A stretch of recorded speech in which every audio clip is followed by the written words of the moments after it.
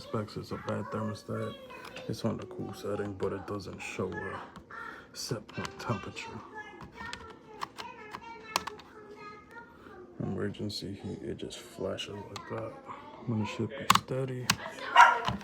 Let's jump it out and see what happens. Alright guys, so we got the thermostat jumped out.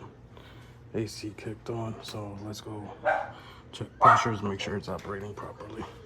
Alright guys, so testing out the air conditioner. Pressures are good, it's an RTD2 system. Capacitor checks out and checks out, so just got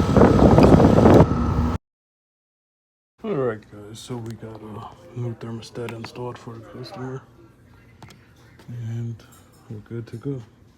Customer signed up with maintenance plan, and we'll be back to do the maintenance.